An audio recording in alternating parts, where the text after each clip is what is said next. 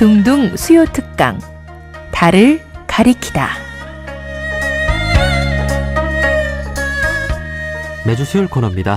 달을 가리키다. 성현들은 달을 가리키고 있지만 우리는 그 손가락만 보고 있지 않은지 돌아보는 시간인데요. 종교의 문자나 상징이 아니라 그것이 가리키고 있는 종교의 잠든 가치에 대해 생각해보는 시간입니다. 종교 간 대화와 종교에 대한 올바른 이해를 위한 연구단체인 마인드랩에서 최근 종교 문해력 총서 5권을 출간했습니다. 종교 문해력이란 종교에 대한 이해와 소통 능력을 말하는 것으로 다종교 사회인 한국 사회에서 누구에게나 필요한 능력인데요. 종교 문해력 총서 5권은 원불교, 개신교, 불교, 이슬람교, 종교학자가 참여해 다양한 종교에 대한 이해와 소통을 돕기 위해 출간됐습니다. 오늘은 종교 문해력 총서 5권 중 마지막 5번째 원불교에 대한 책입니다. 소태산이 밝힌 정신 개벽의 길을 쓰신 원광대 마음인문학 연구소장 장진영 교무님과 말씀 나눠보겠습니다. 교무님 안녕하세요. 네, 반갑습니다. 네, 반갑습니다. 자, 먼저 청취자분들께 인사부터 한 말씀 해주실까요? 네. 저는 이제 원광대학교 마음인문학연구소 소장을 맡고 있는 장진영 소장이고요. 본명은 진수입니다. 장진수 교무인 거죠. 네, 아무튼 반갑고요. 이번에 소태산이 밝힌 정신개벽의 길 책을 통해서 다시 여러 분들을 만나 뵙게 돼서 굉장히 반갑습니다. 네. 자, 최근 종교인 4분과 함께 종교 문해력 총서 5권을 쓰셨는데요. 교무님은 여기 어떻게 함께하게 되셨습니까? 네.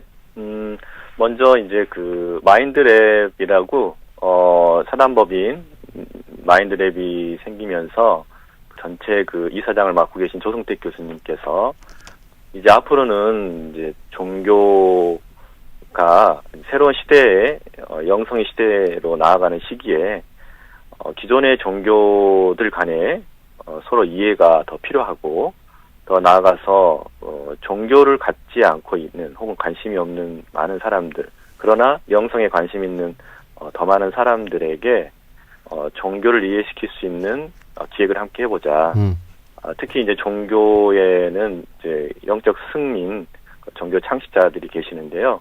그분들을 일반 대중들이 좀 알 수 있도록 종교인들끼리만 신앙하고 또 존경하는 분이 아니라 일반 사람들이 종교의 창시자들, 영적 스승으로 그분들 다시 한번 볼 수 있는 그런 기획을 좀 해보자 해서 한 3년 전부터 대화도 하고 만나면서 서로 종교 간의 이해도 함께 했었고요. 그 결과를 이제 각 한 권씩 기획을 해서 이번에 종교 문해력 총서를 쓰게 되었습니다. 네. 이 종교 문해력이란 종교를 올바로 이해하고 또 종교 간에 소통하는 그런 능력인데, 저는 이 종교 문해력이란 말을 듣고 원불교인이라면 반드시 갖춰야 하는 능력이 아닌가 하는 생각이 들었습니다. 우리 소태산 대종사님께서 모든 종교의 교지를 통합 활용하여 광대하고 원만한 종교의 신자가 되자고 하셨는데, 원불교인이라면 이 모든 종교를 이해하고 활용하는 능력이 좀 필수이지 않겠습니까? 네, 맞습니다. 되게 중요한 말씀 해주셨는데요. 대종사님께서 원불교를 이제 창시하면서도 모든 종교를 두루 사실은 섭렵하셨고, 그 모든 교지가 통합 활용될 수 있도록 진리 체계와 교리 체계를 마련해 주셨습니다.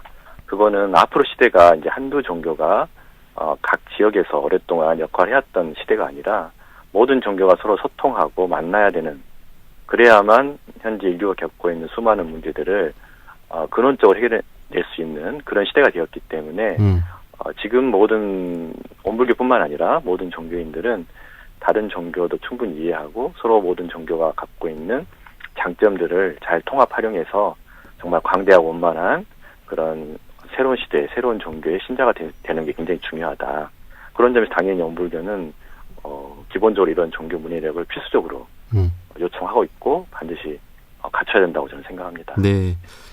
자, 오늘은 종교 문해력 총서 5권 중 마지막 5번째 원불교에 대한 책 소태산이 밝힌 정신 개벽의 길에 대한 이야기를 나눠보려고 하는데요. 사실 그 앞서 이야기 나눈 불교, 그리스도교, 이슬람교는 2000년 전에 그 낯선 땅에서 탄생한 종교라 좀 종교 문해력을 갖추기 위해 많은 이해가 필요했는데, 원불교는 비교적 최근인 108년 전에 한국에서 탄생한 종교라 그 한국인이라면 누구나 쉽게 배울 수 있고 이해하기 수월한 종교가 아닐까 하는 생각이 들어요. 예, 맞습니다. 사실 그럼에도 불구하고 이제 한국인들에게도 여전히 원불교가 여전히 낯설게 느껴지고 있는 건 사실이고요.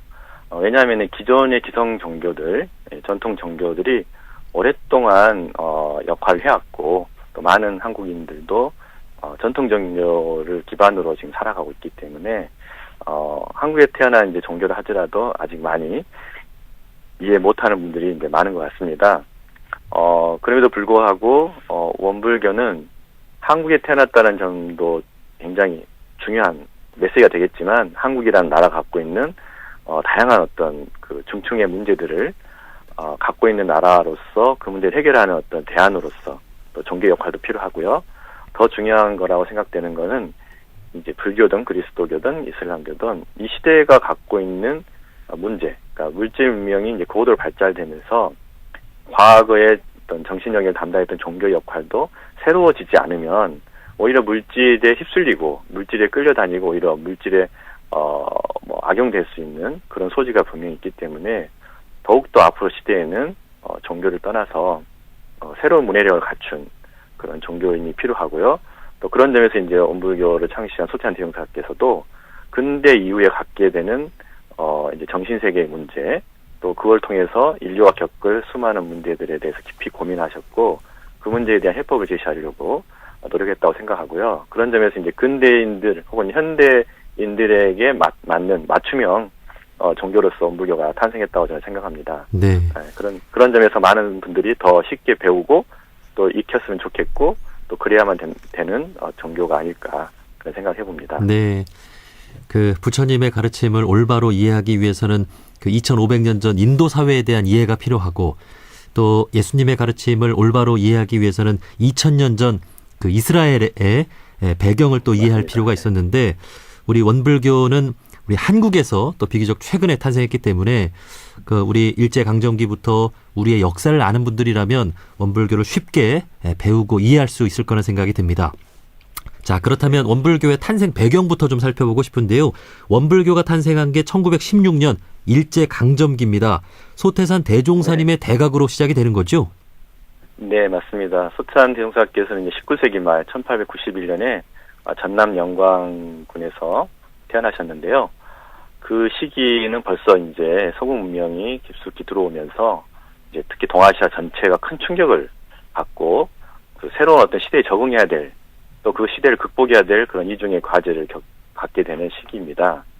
그런 점에서 이제 뭐 국내에서도 다양한 그런 시도들이 이루어지고 있었고 대표적으로 동학이나 증산과 같은 새로운 어떤 종교 운동들이 분명히 있었는데 대종사님께서도 그 시기에 우주의 이치와 인생의 문제에 대한 깊은 의문을 가지셨고요. 그 문제를 해결해가는 과정에서 기도도 하시고 또 깊은 선정에도 드시고 하시면서 1916년에 깨달음을 얻으셨고요. 그 깨달음을 기반으로 원불교가 시작됐다고 볼 수 있습니다. 네. 자, 한 청년의 깨달음으로 원불교가 시작이 되는데 대종사님의 그 깨달음의 내용은 어떻게 좀 설명할 수 있을까요? 저는 이제 이렇게 생각을 해봅니다. 이제 큰 스승님의 깨달음의 내용을 어떻게 다 표현할 수는 없겠지만, 과거의 종교가, 이것이 무엇인가, 진리가 무엇인가에 초점을 두고 그걸 깨치는 데 초점을 뒀다면은 소창 대종사께서는 일찍부터 의문을 가지시면서 이 일을 어찌할꼬, 그러니까는 진리를 아는 것에 머무르는 게 아니라 그 진리를 통해서 어떻게 이 세상의 문제를 해결할 수 있을까라는 문제가 더 깊은 문제로 다가왔던 것 같아요. 그래서 구도의 과정에서도 이 일을 어찌할 거라는 문제를 많이 제기하셨고, 그게 저는 소찬 대종사의 대각의 어떤 내용에 담겼다고 보고, 실제 대각의 내용에 보면은 이치를 우주와 인생의 이치를 아는 것뿐만 아니라 그 이치를 어떻게 현실에 구현하고 현실에 고통받고 있는 사람들 혹은 중생들을 구원할 수 있을까라는 문제 깊이 그 내용이 그 대각의 내용이 담겨 있다고 보고요. 그 내용의 핵심은 불생불멸의, 그러니까 변하지 않는 부분과 진리의 그 변하는 인과보응을 통해 원리에 따라서 변하는 이 양면, 변과 불변, 무상과 유상의 양면을 아우를 수 있는 진리의 근원을 이론상으로 표현해 주셨고요. 그것이 세상에 표현될 때는 없어서는 살 수 없는 관계인 은혜로 표현됐다. 그래서 이론상의 진리가 대각의 어떤 대명사 대각의 어떤 핵심적인 표현이라고 한다면 그것이 세상에 드러날 때는 일체가 다 연결돼 있고 서로가 없어서는 살 수 없는 관계로 형성됐다는 은혜로 표현됐다. 그렇게 생각이 들고요. 그게 대각의 핵심적인 내용이 아닌가 생각이 들고 그 내용이 이제 저희 그 온부교회는 교리책에 잘 담겨 있다고 생각합니다. 네. 이렇게 물질 문명의 발달로 인해서 인류의 정신 문명이 좀 약해지는 이때에 대종사님의 대각을 통해서 우리 인류가 다시 한번 이 물질 문명을 선용하는 그런 새로운 종교 원불교의 문을 여셨는데 사실 기존의 종교들도 많이 있었잖아요. 그럼에도 네, 우리 대종사님께서 새로운 종교를 펼 수밖에 없었던 이유는 무엇일까요? 예. 기존의 종교의 가르침들도 이제 대종사님께서 고도의 과정이나 깨달음 얻으시고 충분히 이제 두루 살펴보시고 특히 이제 불교의 서가모니 부처님은 이제 성인 중에 성인이시다 하시면서 불법의 연원을 두고 새 종교를 이제 펴실 때 큰 참고를 하셨고요. 다른 종교 교리에 대해서 충분히 살펴보았는데 소태양 대흥사께서는 기존의 종교에 플러스 1, 한 종교를 더 덧붙이자고 해서 이 종교를 냈다고 저는 생각지 않고요. 캐나다의 오강남 교수님 같은 경우도 그런 표현을 쓰셨는데 신층 종교로서의 새로운 어떤 기존의 종교들을 한마디로 업그레이드 할 수 있는 새로운 종교가 나아갈 길을 제시하기 위해서 대종사께서 새 종교를 펴셨다.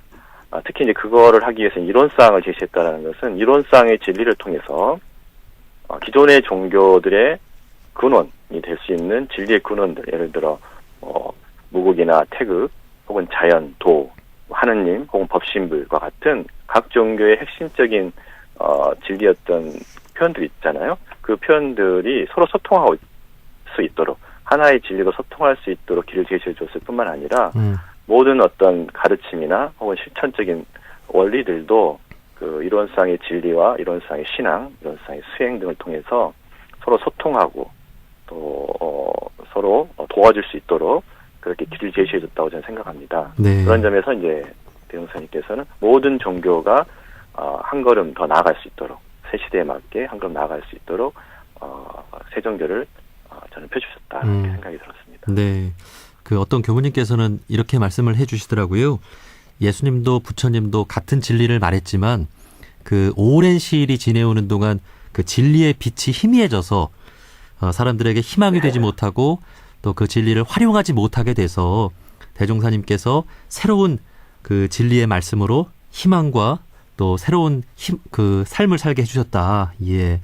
자, 아마 그래서 당시 희망이 없던 시대에 대종사님께서 대각을 이루신 후 가장 먼저 하신 일이 미신타파, 허례 폐지, 그리고 방언공사가 아닐까 하는 생각이 들어요. 네.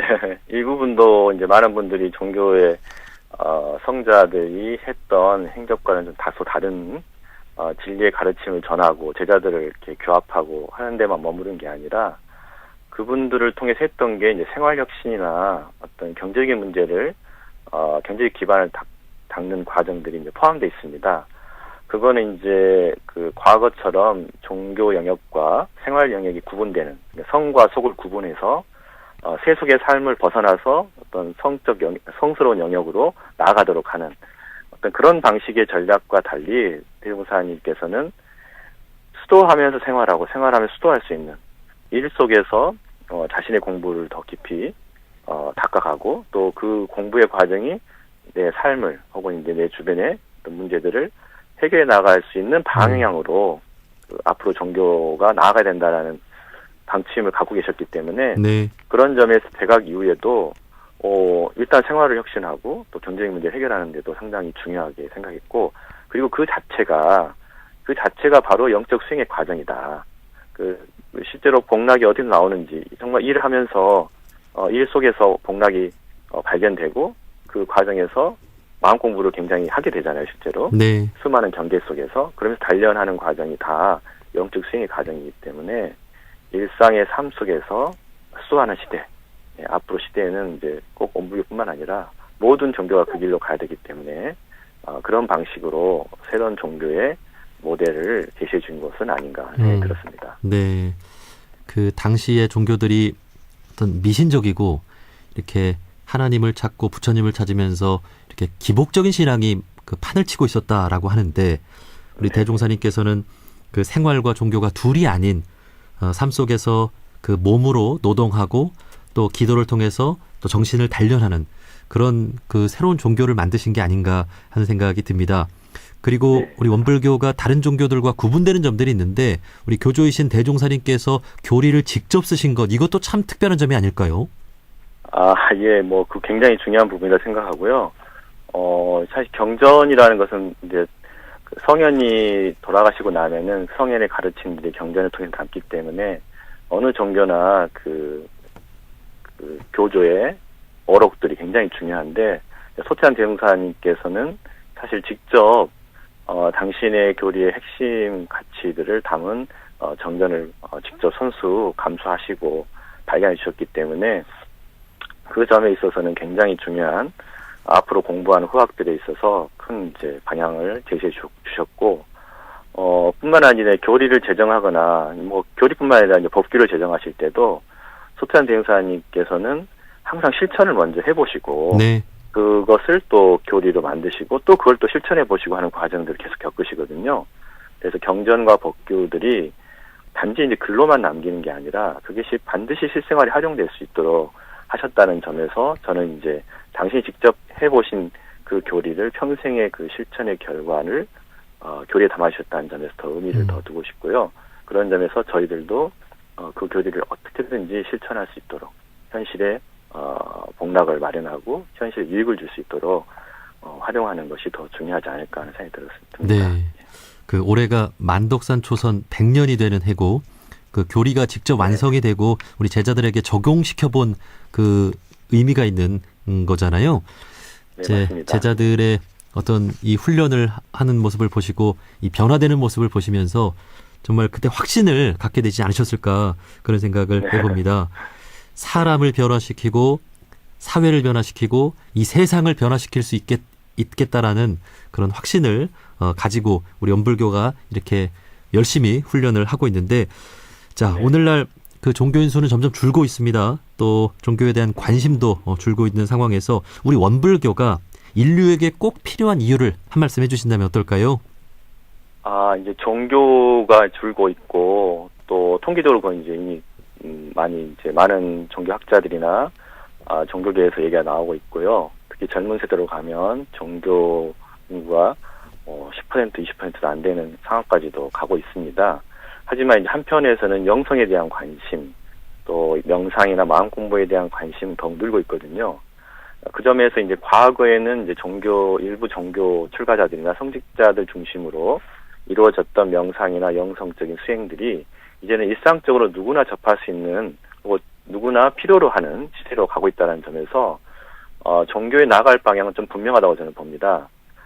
우리가 탈종교 시대를 얘기하지만 이거는 두 가지로 나눠서 저는 봐야 된다고 보는 게, 탈종교라고 해서 종교가 이제 없어질 거라든지 종교가 필요 없다라는 쪽으로 가게 되면은 오히려 더 이 물질 문명이 급속히 펴져가는 시기에 인류가 겪게 될 고통은 더 크게 더 한정없이 늘어날 수 있다. 네. 오히려 이런 점에서 종교가 더 필요한데 그 종교는 과거의 제도 종교가 아니라 새로운 어떤 생활 종교 혹은 영성 종교, 마음 공부를 기반으로 한 혹은 이제 마음 공부를 통해 삶의 문제를 직접 해결해 나갈 수 있는 그런 유용한 종교들이 필요하다.